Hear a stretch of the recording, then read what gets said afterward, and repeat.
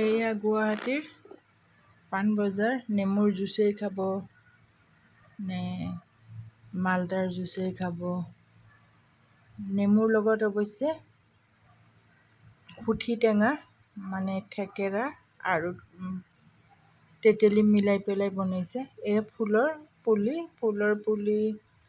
ফলৰ পুলি, বেলেগ বেলেগ টাইপৰ আৰু ফুল ফল চবৰে। এই মেঘদূত ভৱনৰ আগত পাণ বজাৰে পৰে এই এৰিয়াটো চাগে। খুবেই ভাল লাগে, ইমান ধুনীয়া ধুনীয়া এইবোৰ জুচ। মালটাৰ জুচ 100 টকা কৈছে আৰু নেমু চেমুৰ এয়া ডাঙৰ গিলাচতে দিয়ে বাৰু 20 টকাতে। ভাল লাগে খাই। বোলো ভিডিঅ' এটা ক্লিপ কেইটামান কৰিছোঁ।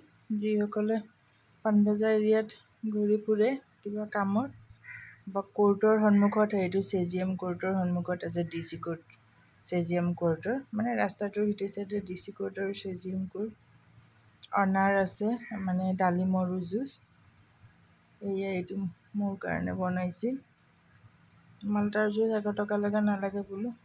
দিল্লীত 40 টকা কেজি মালটা কিনো মই। কোনো সময়ত অৱশ্যে 80 টকাও হৈ যায়, কিন্তু ইয়াত 200 কেইটকা বোলে মালটা। নাজানো আৰু ইমান দাম। এইটো ছিজন নহ'বও পাৰে। এই অনাৰবিলাক ডালিমবিলাক ডাঙৰ ডাঙৰে বাৰু। মানে কি আৰু চব বাহিৰৰ পৰা আহে, দাম ল'বই আৰু। কিন্তু জুচটো মানুহে খাই থাকিব লাগে গৰমত ডিহাইড্ৰেট নহ'বৰ কাৰণে। জুচ এনেও খাবই লাগে। জুচতকৈ আচলতে ফলটোহে খাব লাগে। কিন্তু আৰু ভাগাভাগি টাইমত ফল কাটি খোৱাৰ বা বাকলি এৰুৱা খোৱাৰ অকণ দিগদাৰ হয় নিজৰ ঘৰ নহ'লে। এনেকৈ জুচ হিচাপে পিয়াহটোও মৰে। এইবিলাক দুইফালে ফুল আৰু হেৰিৰ দোকান। ফুল ফুটা অৰ্কিডবিলাক আছে ইমান ধুনীয়া ধুনীয়া।